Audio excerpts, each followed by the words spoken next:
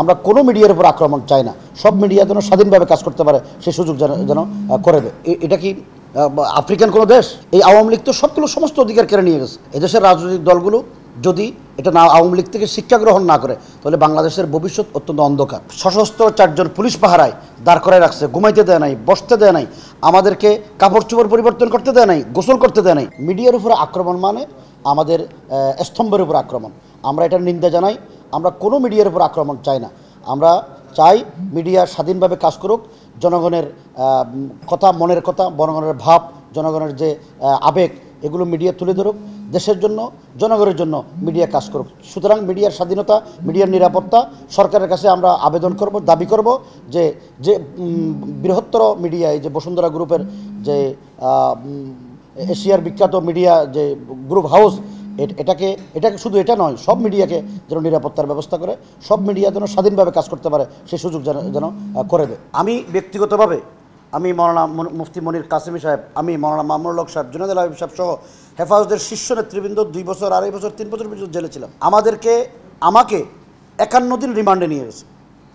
51 দিন রিমান্ডে নিয়েছে। 6 দিন 6 রাত 2 হাত পিছনে হ্যান্ডকাপ লাগিয়ে সশস্ত্র 4 জন পুলিশ পাহারায় দাঁড় করায় রাখছে, ঘুমাইতে দেয় নাই, বসতে দেয় নাই, আমাদেরকে কাপড় চোপড় পরিবর্তন করতে দেয় নাই, গোসল করতে দেয় নাই, আত্মীয় স্বজন কারোর সাথে দেখা করতে দেয় নাই। আমি 21 মাস জেলে ছিলাম, নামাজ পড়তে দেয় নাই। 21 মাস জেলে ছিলাম। আমার 2 বাচ্চা, আমার বিরুদ্ধে 30টা মামলা। এইবার 2021 সালে 30 মামলার আমি আসামি।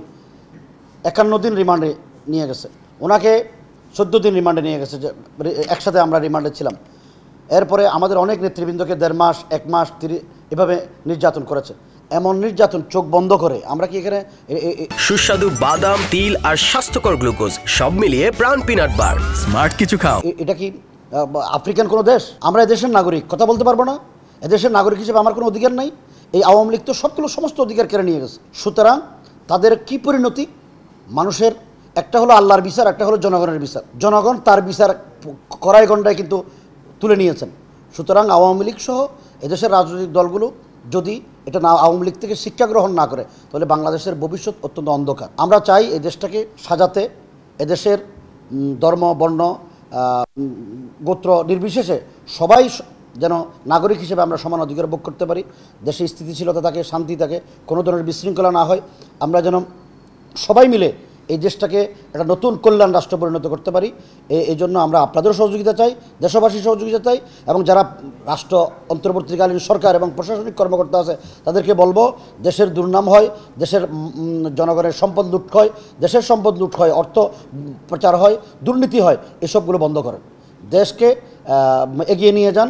তাহলে আমরা একটি কল্যাণ রাষ্ট্র হিসেবে বিশ্বের কাছে মাথা তুলে দাঁড়াতে পারবো।